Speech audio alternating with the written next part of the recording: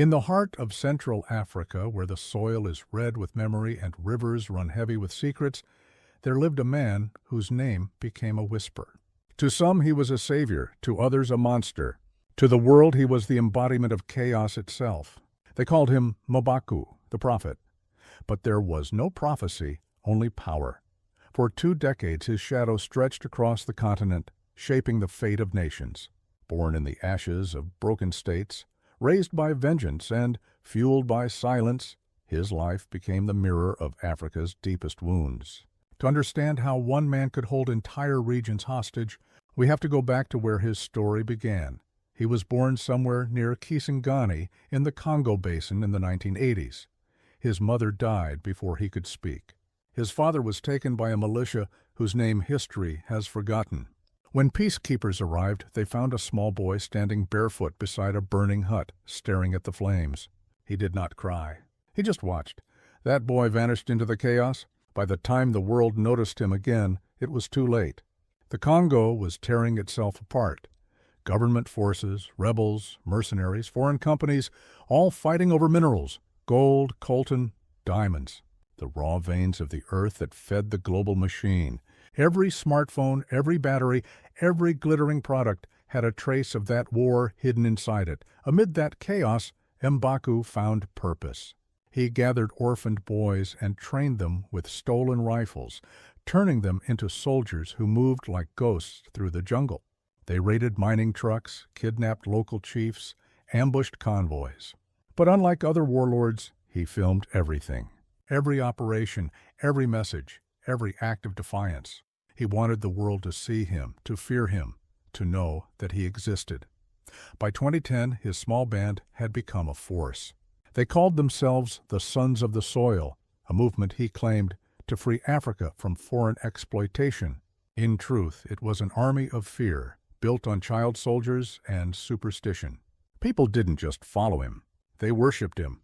He preached like a priest before battle, promising his fighters that the earth itself would shield them from bullets.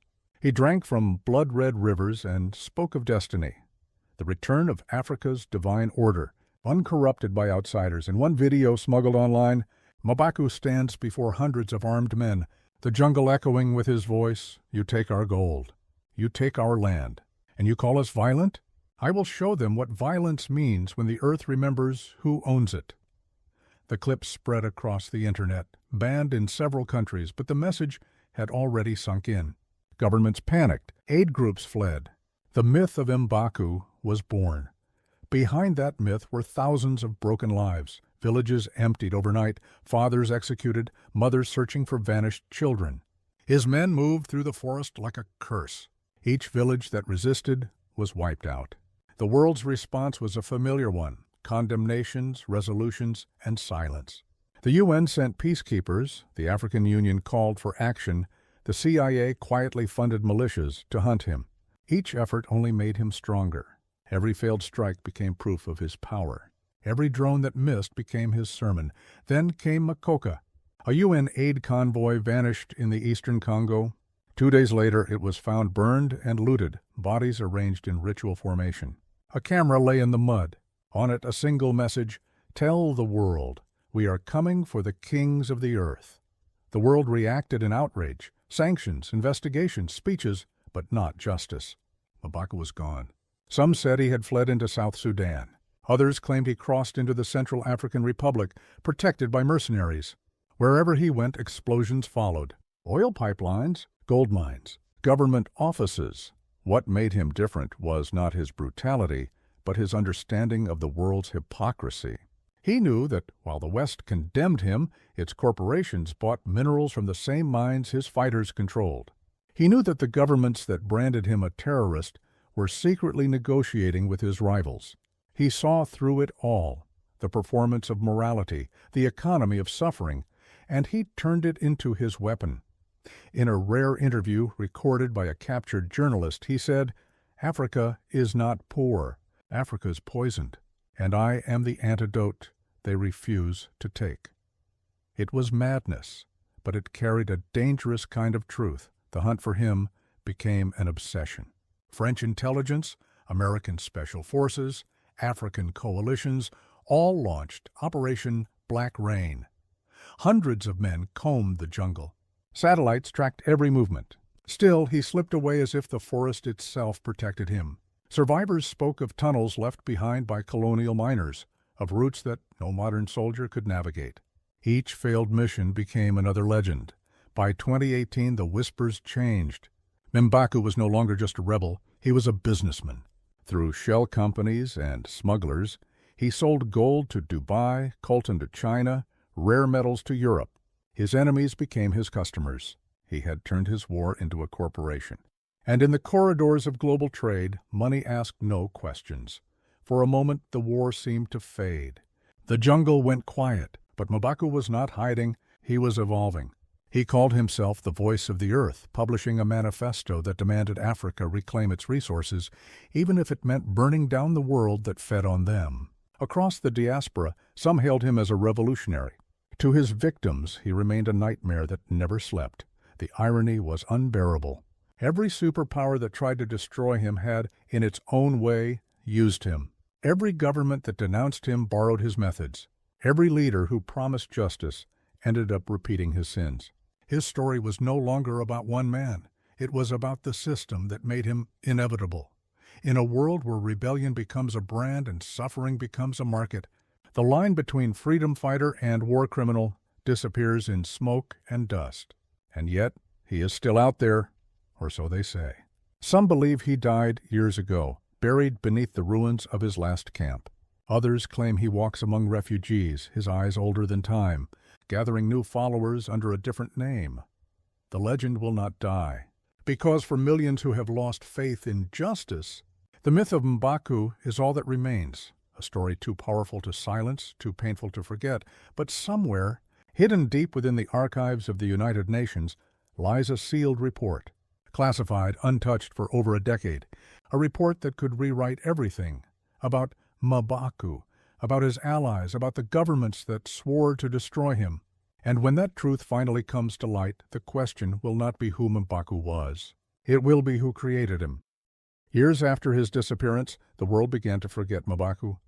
The news cycle moved on. Wars changed names. Aid groups returned to rebuild what could still be rebuilt.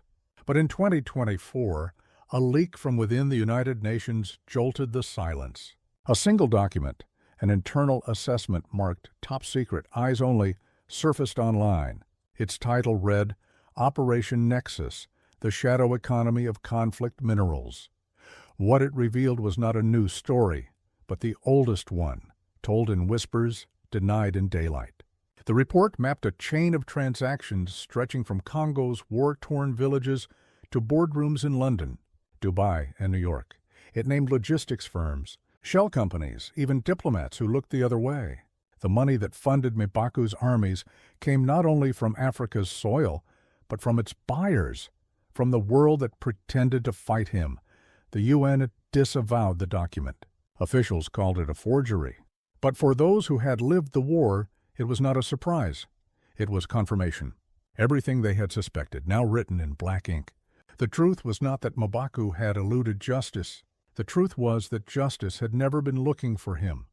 Deep inside that report was one paragraph, redacted in every version that went public.